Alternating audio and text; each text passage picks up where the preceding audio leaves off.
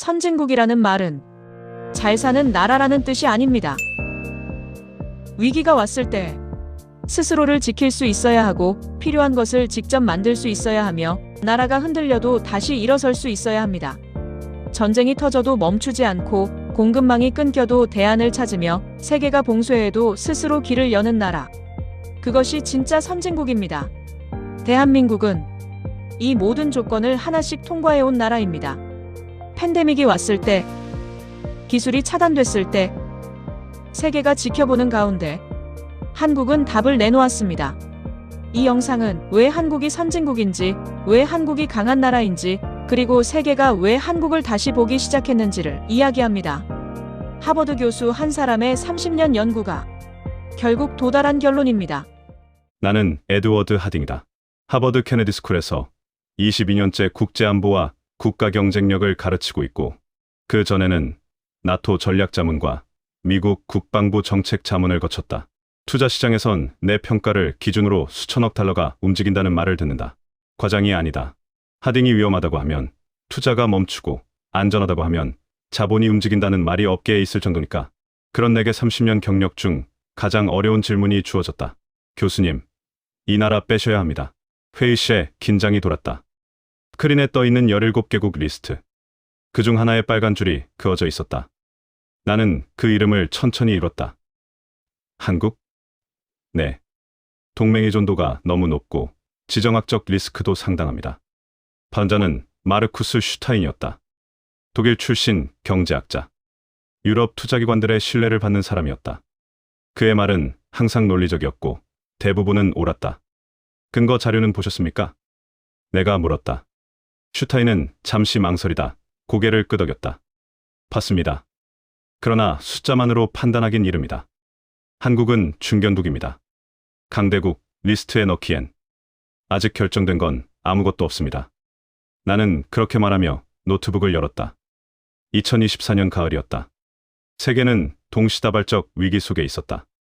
전쟁은 공급망을 끊었고 기술 패권 경쟁은 국경을 무기로 바꿔놓았다. 에너지 가격은 폭등했고 반도체 부족은 산업 전체를 멈춰세웠다. 우리에게 주어진 과제는 명확했다. 198개국 중에서 이 모든 위기를 동시에 견딜 수 있는 나라를 찾는 것. 소프트 파워는 제외했다. 문화나 외교는 위기 앞에서 무기가 되지 못한다. 우리가 찾는 건 전쟁, 봉쇄, 붕괴 속에서도 무너지지 않는 시스템이었다. 1차 검토에서 17개국이 올랐다. 미국, 중국, 러시아, 독일, 영국, 프랑스, 일본. 대부분은 예상 가능한 이름들이었다. 그런데 한 나라가 반복적으로 상위권에 나타났다. 군사 동원 속도, 제조업 전환율, 수출 회복력, 기술 적응 속도. 여러 지표에서 같은 이름이 보였다. 한국. 나는 처음엔 오류라고 생각했다. 강대국이란 보통 크고 오래되고 자원이 풍부한 나라를 의미한다. 한국은 그 어느 것도 해당하지 않았다. 인구 5천만. 국토는 좁고 석유도 없고 식량 자급률도 낮다. 게다가 휴전선 바로 아래 있지 않은가. 하지만 데이터는 고집스러웠다. 위기시 생산 전환 소요기간 평균 대비 3분의 1. 나는 그 문장 앞에서 멈췄다. 다른 나라들이 6개월 걸릴 일을 2개월 만에 해낸다는 뜻이었다. 이건 단순한 효율성의 문제가 아니었다. 시스템 전체가 다르게 작동한다는 의미였다. 교수님. 슈타인이 다시 입을 열었다. 한국을 넣으시면 논란이 될 겁니다. 학계뿐 아니라 시장에서도. 그의 목소리엔 경고가 섞여 있었다. 나는 그 말의 의미를 알고 있었다. 강대국 리스트는 학문적 분석이 아니라 투자 지도였다. 어떤 나라가 올라가느냐에 따라 수천억 달러가 움직인다. 정치적 압력도 따라온다. 논란은 숫자가 정리해 줄 겁니다. 나는 그렇게 답했지만 사실 확신은 없었다. 30년 동안 국가를 평가해왔지만 한국 같은 경우는 처음이었다. 강대국의 전형적 조건을 갖추지 못했으면서도 결과는 강대국 수준이었다. 이론과 현실이 어긋나 있었다. 회의는 결론 없이 끝났다. 각자 추가 검증을 하기로 했다. 나는 연구실로 돌아와 데이터를 다시 펼쳤다. 112페이지 보고서. 17개국의 세부 지표가 빼곡했다. 한국 섹션을 열었다. 군사 부문. 예비군 동원 속도 세계 2위. 방산 수출 증가율 1위. 해군 건조 능력 상위 5%, 제조업 부문, 반도체 생산 점유율 60%, 배터리 기술 선도, 조선 수주량 세계 1위. 그리고 가장 특이한 지표. 정부기업군 협업 속도. 측정 가능한 국가 중 가장 빨랐다. 나는 커피를 한 모금 마셨다. 이미 식어 있었다. 창밖은 어두웠다. 시계를 보니 자정이 넘어 있었다. 40대 초반, 나는 한 중견국에 대해 낙관적 평가를 내린 적이 있다. 6개월 뒤, 그 나라는 정치 위기로 무너졌고 투자자들은 수십억 달러를 잃었다. 그 이후 나는 규칙을 정했다. 국가는 최악의 상황을 기준으로 평가한다. 낙관은 위험하다.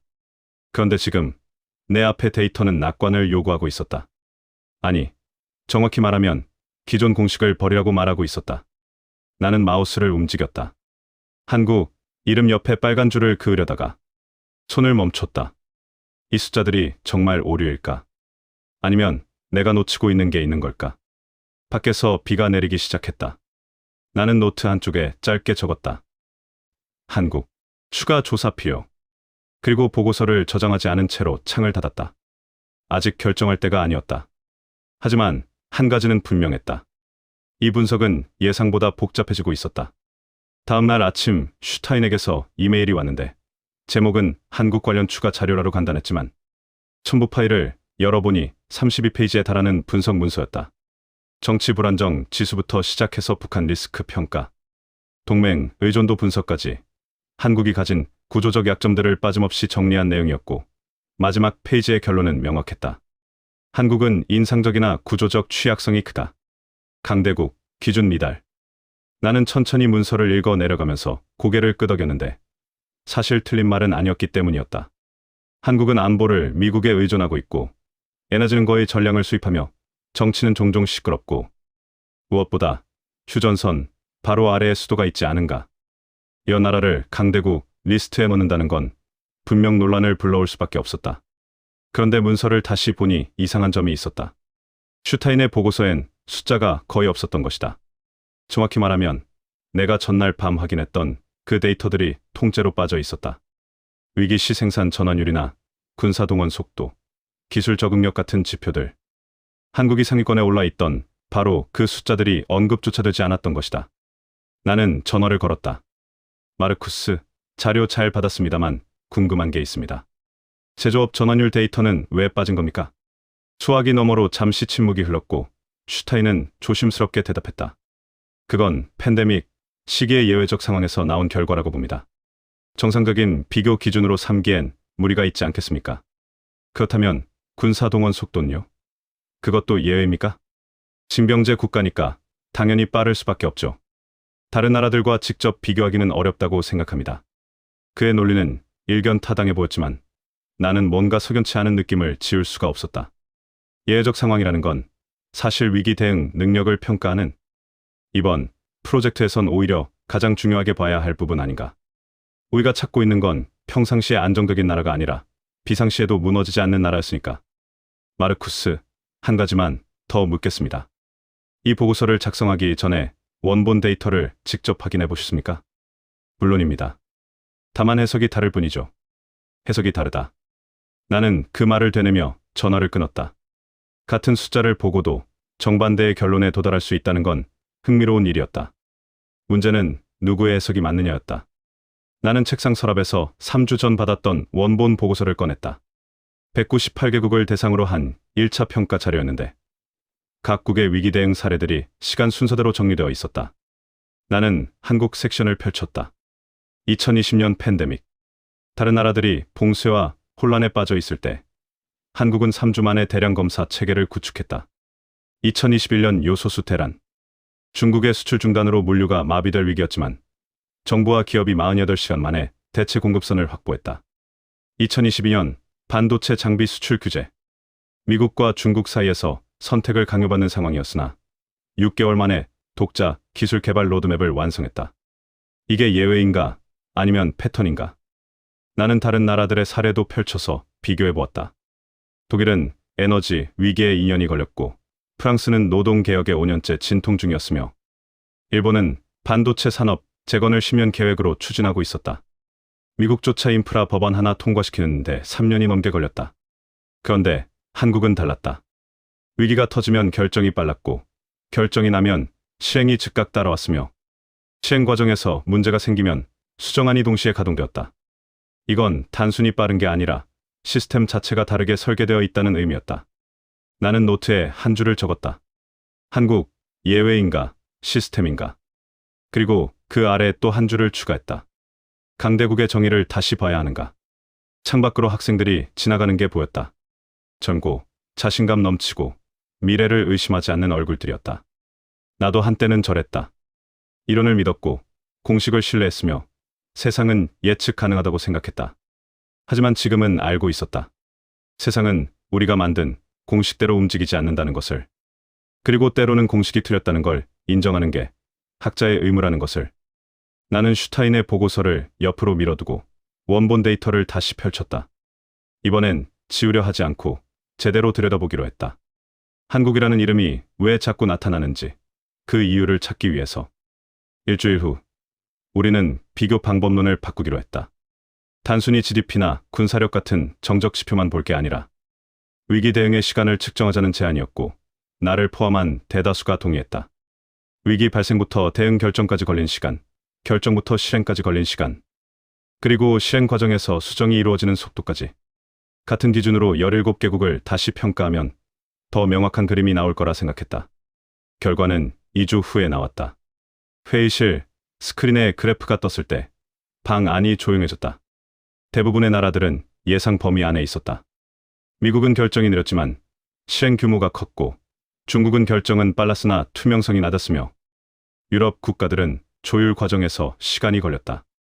문제는 하나였다. 한국만 그래프의 다른 구역에 찍혀 있었던 것이다. 이건 뭔가 잘못된 것 같은데요. 젊은 연구원 하나가 손을 들었다. 나도 처음엔 그렇게 생각했다. 한국의 위치가 너무 앞쪽에 있었기 때문이다. 다른 나라들이 결정 단계에 머물러 있을 때 한국은 이미 실행 완료 영역에 들어가 있었다. 2020년 마스크 대란 때는 72시간 만에 생산 라인을 전환했고, 2022년 요소수 위기 땐 48시간 만에 대체 공급망을 가동했으며, 2023년 반도체 장비 수출 규제는 3개월 만에 자체 개발 계획을 확정했다. 데이터를 다시 확인했습니다. 내가 말했다. 3번 검증했고, 외부 기관 자료와도 대조했습니다. 숫자는 맞습니다. 슈타인이 팔짱을 끼고 앉아 있었다. 그의 표정은 평소보다 굳어 있었다. 하딘 교수님, 숫자가 맞다는 건 인정합니다. 하지만 이건 지속 가능하지 않습니다. 너무 빠르다는 건 어딘가 무리하고 있다는 뜻이기도 하니까요. 무리라는 증거가 있습니까? 역사가 증거입니다. 빠르게 성장한 나라들은 언젠가 대가를 치렀습니다. 일본이 그랬고 동남아 국가들이 그랬습니다. 나는 잠시 생각했다. 그의 논리엔 경험이 담겨 있었다. 1980년대 일본의 거품 붕괴, 1997년 아시아 외환위기. 압축 성장은 언젠가 역풍을 맞는다는 게 정설이었고, 나 역시 그렇게 배워왔다. 그런데 마르쿠스, 내가 천천히 입을 열었다. 일본과 한국은 다릅니다. 일본은 민간이 주도했고 정부는 뒤따랐지만 한국은 정부와 민간이 동시에 움직입니다. 구조 자체가 다른 겁니다. 그게 더 위험하지 않습니까? 정부 의존도가 높다는 뜻 아닙니까? 의존이 아닙니다. 협업입니다. 내 목소리가 약간 높아졌다. 회의실 분위기가 긴장되는 게 느껴졌다. 한국의 시스템은 정부가 명령하고 민간이 따르는 구조가 아닙니다. 위기가 터지면 양쪽이 동시에 대응 테이블에 앉습니다. 군까지 포함해서요. 그래서 결정이 빠르고 실행이 즉각적인 겁니다. 하지만 마르쿠스, 우리가 뒤처진 겁니다. 나는 그렇게 말하고 나서 스스로 놀랐다. 30년 경력의 교수가 동료 앞에서 우리가 틀렸다고 말하는 건 쉬운 일이 아니었다. 하지만 숫자는 명확했다. 강대국은 크고 느리다는 우리의 믿음, 안정성은 신중함에서 나온다는 우리의 이론. 그 모든 게 한국 앞에선 작동하지 않았다. 회의실이 조용해졌다. 슈타인은 더 이상 반박하지 않았지만 그의 얼굴엔 불편함이 역력했다. 제안하겠습니다. 내가 노트북을 닫으며 말했다. 한국을 별도 카테고리로 분리해서 심층 분석하겠습니다. 예외 사례로 처리하는 게 아니라 왜 예외인지를 밝히는 겁니다. 기존 이론에 맞지 않는다면 이론을 수정해야 하니까요. 몇몇은 고개를 끄덕였고 몇몇은 여전히 회의적인 표정이었다. 슈타인은 아무 말 없이 자리에서 일어났다. 회의가 끝나고 연구실로 돌아왔다. 창밖으로 늦가을 비가 내리고 있었다. 나는 책상에 앉아 지난 30년간 써온 논문들을 떠올렸다. 강대국의 조건, 국가 경쟁력의 구조적 요인, 위기 대응과 제도의 관계. 모두 같은 전제에서 출발한 연구들이었다. 강대국은 크고 자원이 많으며 역사가 길고 변화는 느리지만 안정적이다. 그런데 한국은 그 어느 것도 해당하지 않으면서 결과만은 강대국이었다. 나는 새 파일을 열고 제목을 입력했다. 대한민국 -21세기 강대국의 새로운 기준. 그리고 첫 문장을 썼다. 이 보고서는 기존 이론의 수정을 요구한다. 저장 버튼을 누르는 순간 뭔가 되돌릴 수 없는 선을 넘은 것 같았다. 학자로서 자신의 이론을 부정한다는 건 쉬운 결정이 아니었다. 하지만 숫자는 거짓말을 하지 않았다. 그리고 나는 숫자를 믿기로 했다. 한국을 별도 분석하겠다는 내 발표가 나간 지 사흘 만에 반응이 쏟아지기 시작했다. 처음엔 학계였다. 하딩이 너무 앞서간다. 중견국을 강대국으로 격상시키는 건 시기상조다. 정치적 편향이 개입된 게 아니냐 하는 이메일들이 연일 도착했고 며칠 후엔 언론까지 가세했다. 한경제지는 하버드 교수의 위험한 실험이라는 제목으로 기사를 냈고 투자 전문 매체는 한국 리스크를 과소평가하는 학계의 오판이라는 칼럼을 씌웠다. 나는 이런 반응이 낯설지 않았다. 기존 질서에 의문을 제기하면 언제나 저항이 따라오기 마련이었으니까. 하지만 이번엔 뭔가 달랐다. 반대 의견들이 너무 조직적이었고 논리보다는 불안을 자극하는 방식이었으며 무엇보다 같은 프레임이 반복되고 있었다. 북한 리스크, 정치 불안정, 동맹 의존도. 마치 누군가 대본을 나눠준 것처럼 같은 단어들이 계속 등장했다. 일주일 후 슈타인이 내 연구실을 찾아왔다. 약속 없이 온 방문이었지만 나는 그를 들여보냈다.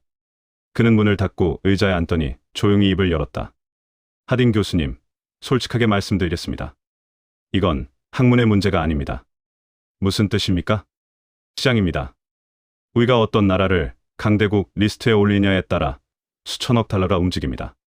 투자 기관들은 우리 평가를 기준으로 포트폴리오를 짭니다.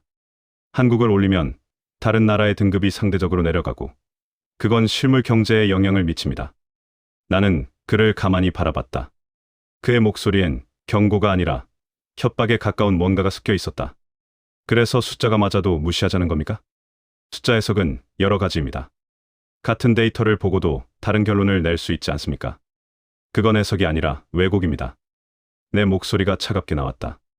슈타인은 잠시 말이 없다가 한숨을 쉬었다.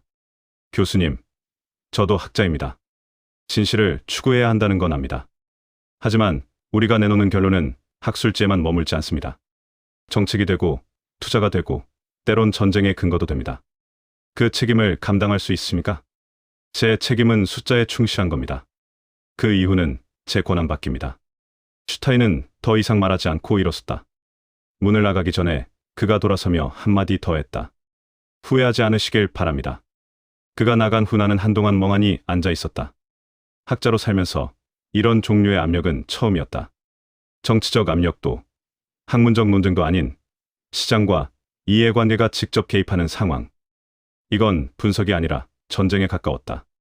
그날 저녁, 새로운 보고서가 회람되기 시작했다. 발신자는 유럽의 한 투자 자문 기관이었고, 제목은 한국 모델의 구조적 한계였다. 나는 파일을 열어 읽기 시작했는데, 첫 페이지부터 기가 막혔다. 내가 확인했던 한국의 강점 지표들이 모두 나와 있었지만, 해석 방식이 완전히 달랐다. 위기 대응 속도가 빠르다. 장기 계획 없이 즉흥적으로 대응한다. 정부기업 협업이 긴밀하다. 시장 자율성이 부족하고 정부 의존도가 높다. 제조업 전환이 신속하다. 노동 유연성, 과다로 장기 안정성 결여. 같은 숫자를 놓고 정반대의 결론을 내리고 있었다. 더 교묘한 건 통계 처리 방식이었다. 한국이 상위권에 오른 지표들은 단기 성과로 분류해서 가중치를 낮추고 약점으로 지적된 부분들은 구도적 리스크로 묶어서 가중치를 높였다. 객관성을 가장했지만 결론은 이미 정해져 있었다. 나는 천천히 스크롤을 내리다가 마지막 장에서 멈췄다. 거기엔 17개국의 최종 점수가 다시 계산되어 있었는데 이 새로운 방식으로는 한국이 17권 밖으로 밀려나 있었다. 그리고 주석란에 작은 글씨로 이렇게 적혀 있었다.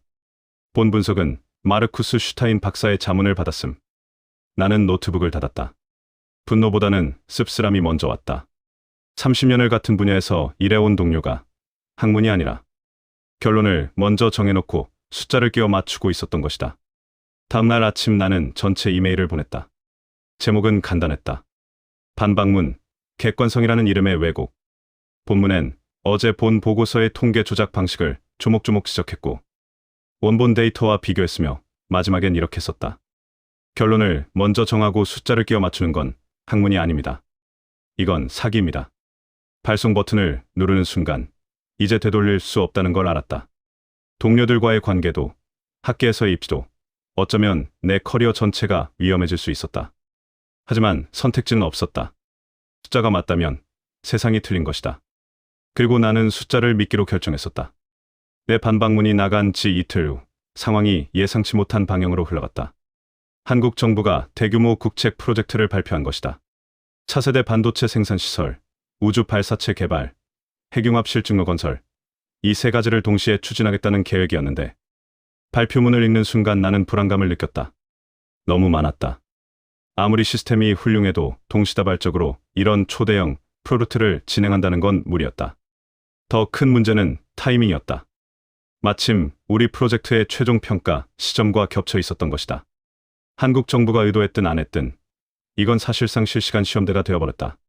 성공하면 내 분석이 입증되고 실패하면 슈타인의 경고가 옳았다는 게 증명되는 상황. 학문적 논쟁이 현실, 검증의 장으로 바뀌어버린 것이다. 일주일 후 내부 기술 평가 보고서가 유출되었다. 어디서 나온 건지는 몰라도 순식간에 학계 전체로 퍼졌고 그 안엔 충격적인 문장이 있었다. 세계 프로젝트 동시 진행 시 실패 가능성 51%. 기술적 결함 때문이 아니라 일정 압박, 자원, 분산, 외부 변수 등이 복합적으로 작용할 경우 최소 하나는 목표 달성에 실패할 거라는 분석이었다. 51%. 반반이라는 뜻이었다. 동전 던지기와 다를 바 없는 확률. 언론이 들끓기 시작했다. 한국 모델의 한계가 드러났다.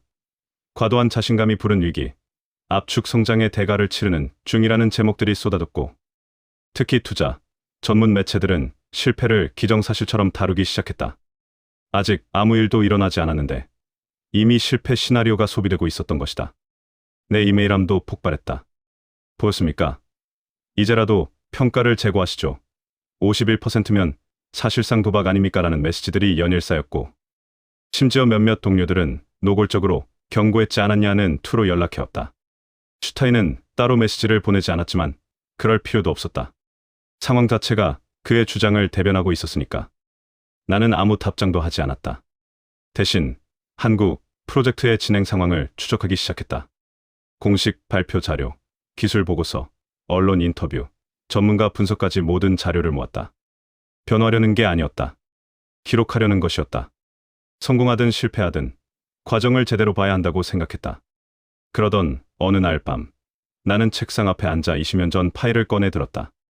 2003년에 내가 평가했던 그 중견국의 보고서였다. 당시 나는 그 나라를 안정적이라고 평가했었다. 경제 지표도 좋았고 정치도 안정적이었으며 투자 환경도 우수했다. 51%가 아니라 20%의 리스크라고 썼었다. 6개월 후 그 나라는 무너졌다. 정치 스캔들로 정부가 마비됐고 자본이 빠져나왔으며 경제가 연쇄 붕괴했다. 내 평가를 믿고 투자했던 기관들은 수십억 달러를 잃었고 나는 한동안 학계에서 신뢰를 잃었다.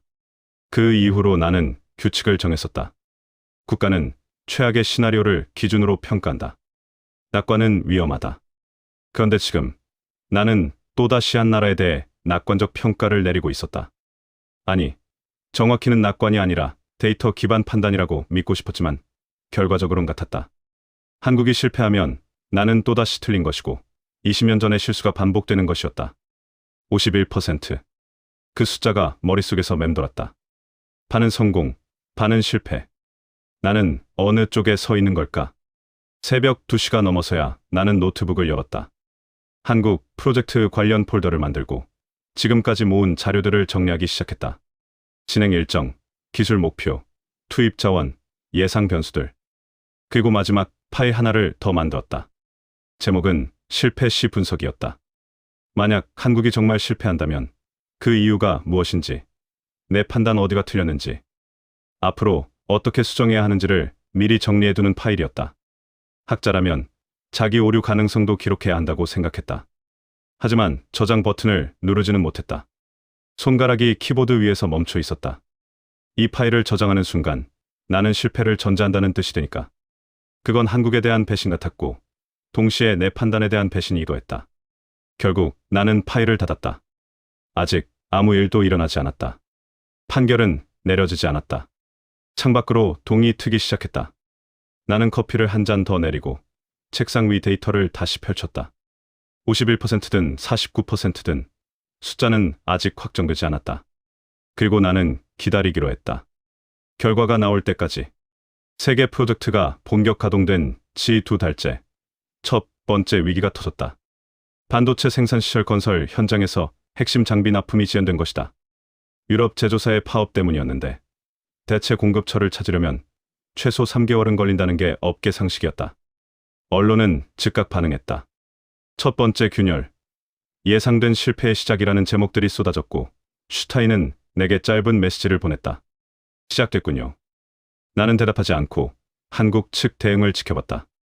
놀라운 건 48시간 만에 일이 벌어졌다는 것이다. 정부가 국내 중소기업 3곳을 긴급 소집했고 대기업 엔지니어들을 파견해서 공동 개발팀을 구성했으며 72시간 후엔 임시 대체 장비 설계안이 나왔다. 완벽한 대체품은 아니었지만 일정을 6주 단축할 수 있는 수준이었고 유럽 장비가 들어올 때까지 버틸 수 있었다.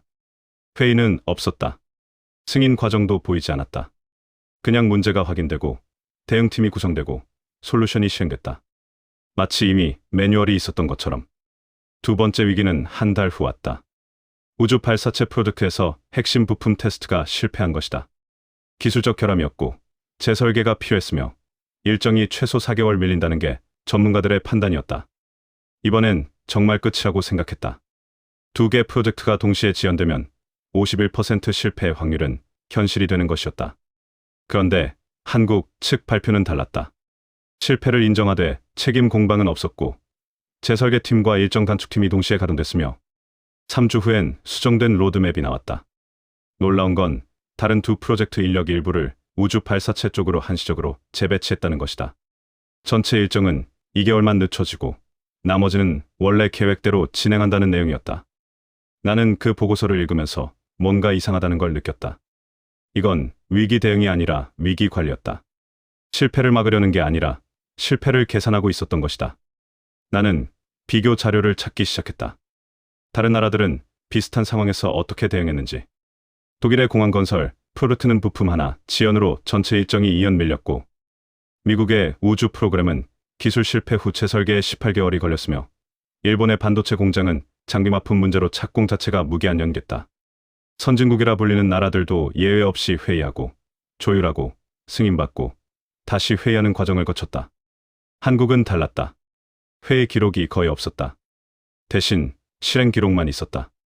문제 발생, 대응팀 구성, 솔루션 실행, 결과 공유. 그게 전부였다. 세 번째 위기는 가장 치명적이었다. 핵융합 실증로 건설 현장에서 설계 변경이 필요하다는 게 확인된 것이다. 국제안전 기준이 바뀌었고 기존 설계로는 승인을 받을 수 없었다. 전면 재검토가 필요했고 최악의 경우 프로젝트 자체를 중단해야 할 수도 있었다. 언론은 이번엔 확신에 찬 어조로 썼다. 한국 모델의 종말, 51%는 현실이 됐다. 과욕이 부른 필연적 결과. 슈타인은 공개 칼럼을 통해 경고했던 대로 시스템이 붕괴하고 있다고 썼다. 나는 숨을 죽이고 한국의 반응을 기다렸다. 이번만큼은 정말 어려울 거라 생각했다. 기술 문제도 아니고 국제 규정 문제였으니까. 72시간 후 발표가 나왔다.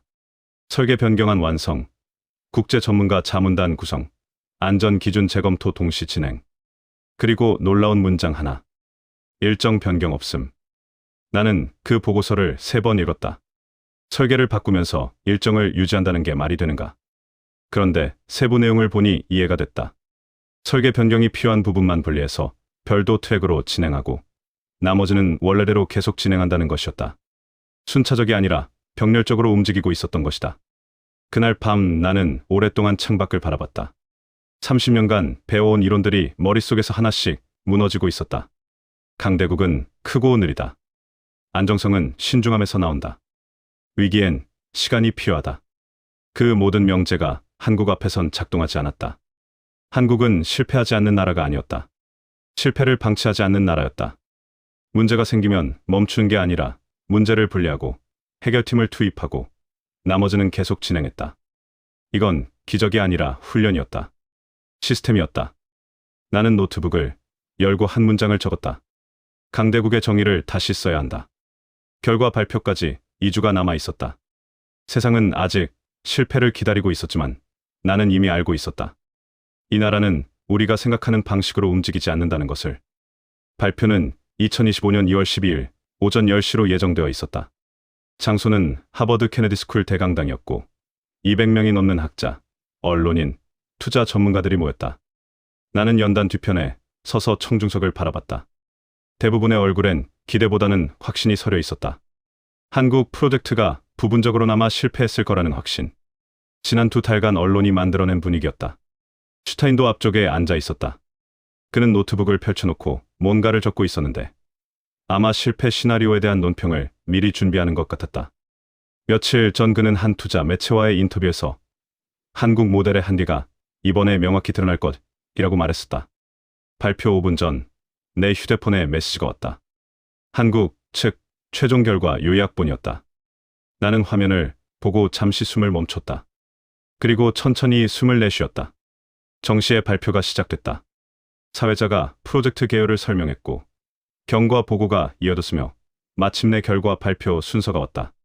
스크린에 3개 프로젝트의 진행 상황이 떴다. 강당 안이 조용해졌다. 반도체 생산시설 목표 달성률 98%. 일정 준수. 장비 지원 문제는 국산 대체품으로 해결. 오히려 원가 12% 절감. 청중석에서 작은 술렁임이 일었다. 예상과 달랐기 때문이다. 하지만 이건 시작이었다. 우주 발사체 개발 목표 달성률 96%. 일정 3주 지연 후 회복. 부품 실패 후 재설계 완료. 성능 목표치 초과 달성. 술렁임이 커졌다. 몇몇은 고개를 갸우뚱했고 몇몇은 옆 사람과 속삭이기 시작했다. 슈타인은 화면을 응시한 채 표정이 굳어 있었다. 핵융합 실증로 건설 목표 달성률 100%. 일정 변경 없음. 설계 변경 후 국제안전기준 통과. 추가 효율 개선안 2건 확보. 침묵이 흘렀다. 몇 초간 아무도 말하지 않았다. 그리고 누군가 질문을 던졌다. 확인된 겁니까? 새 프로젝트 모두? 네. 독립검증기관의 확인을 거쳤습니다. 사회자가 답했다. 스크린에 검증 보고서 요약본이 떴다. 유럽의 기술평가기관, 미국의 감사법인, 일본의 품질인증기관. 3곳 모두 같은 결론이었다. 목표 달성. 강당 안 분위기가 바뀌기 시작했다. 어떻게 가능하지? 라는 속삭임이 여기저기서 들렸고 노트북을 여는 소리가 연쇄적으로 났으며 몇몇은 휴대폰으로 누군가에게 급히 연락하는 게 보였다. 투자 전문가들이었다. 나는 연단으로 걸어 나갔다. 마이크를 잡고 청중을 바라봤다. 이 결과를 두고 많은 분들이 놀라셨을 겁니다. 51% 실패 확률, 구조적 한계, 과도한 자신감. 지난 2달간 우리가 들었던 말들입니다. 침묵이 깊어졌다. 하지만 우리가 놓친 게 있습니다. 한국은 실패하지 않으려고 움직인 게 아니었습니다. 실패를 관리하도록 설계된 시스템이었습니다. 나는 스크린을 가리켰다. 새 프로젝트의 위기 대응 타임라인이 나타났다.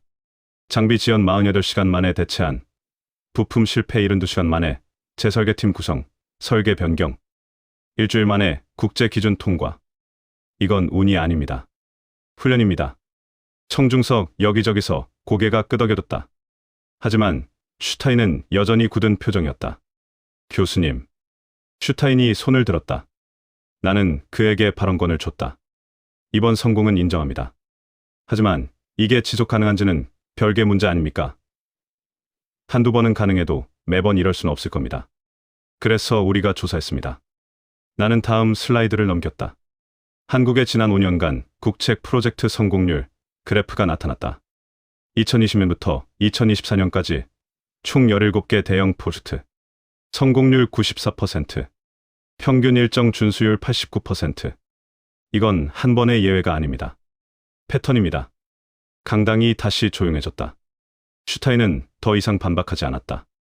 나는 마지막 슬라이드를 열었다. 거기엔 한 문장만 적혀 있었다. 강대국이란 무엇인가? 30년 동안 저는 이 질문에 같은 답을 해왔습니다. 크고, 오래되고, 자원이 많은 나라. 하지만 21세기의 강대국은 다릅니다. 위기가 왔을 때 무너지지 않는 나라. 그리고 그 과정을 반복할 수 있는 나라입니다. 나는 잠시 말을 멈췄다가 천천히 입을 열었다. 대한민국은 더 이상 평가의 대상이 아닙니다. 새로운 기준입니다. 발표가 끝났다. 박수가 터져나왔지만 그건 형식적인 것이었다. 중요한 건 그 후였다. 강당을 나서는 사람들의 표정이 들어올 때와 달랐다. 확신은 사라지고 당혹감과 재계산이 그 자리를 채우고 있었다. 슈타인은 나와 눈을 마주치지 않고 먼저 나갔다. 그의 뒷모습이 어딘지 작아 보였다. 나는 연단에 홀로 서서 빈 강당을 바라봤다. 30년 학자 생활에서 가장 긴 발표였지만 동시에 가장 짧게 느껴진 시간이기도 했다. 세계는 틀렸고 숫자는 옳았다. 그리고 이제 모두가 그걸 알게 됐다. 발표 다음 날부터 세계가 움직이기 시작했다. 투자 기관들은 한국에 대한 리스크 등급을 재조정했고, 언론은 21세기형 강대국이라는 표현을 쓰기 시작했으며, 각국 정부는 한국의 위기관리 시스템을 연구 대상으로 삼았다. 변화는 빨랐고 광범위했으며 무엇보다 근본적이었다. 가장 큰 변화는 평가 기준 자체였다. 그동안 우리는 국가를 평가할 때 규모를 먼저 봤다. GDP, 인구, 영토, 군사력. 숫자가 크면 강대국이고 작으면 중견국이라는 단순한 공식이었다. 하지만 한국은 그 공식 밖에 있었고, 그래서 우리는 공식을 바꿔야 했다. 새로운 기준은 회복력과 속도였다. 위기가 왔을 때 얼마나 빨리 반응하는가, 실패가 생겼을 때 얼마나 신속하게 복구하는가, 그리고 그 과정을 몇 번이나 반복할 수 있는가. 이 질문들 앞에서 한국은 더 이상 예외가 아니라 선두였고, 오히려 전통적 강대국들이 뒤처져 있었다. 나는 최종 보고서 작성에 들어갔다. 처음 제목은 한국의 예외성 21세기 중견국 모델이었다. 하지만 쓰면 쓸수록 그 제목이 맞지 않다는 걸 느꼈다. 한국은 예외가 아니었다. 새로운 기준이었다. 나는 제목을 지우고 다시 썼다. 21세기 강대국의 새로운 조건, 규모에서 회복력으로. 보고서엔 한국만 나오지 않았다.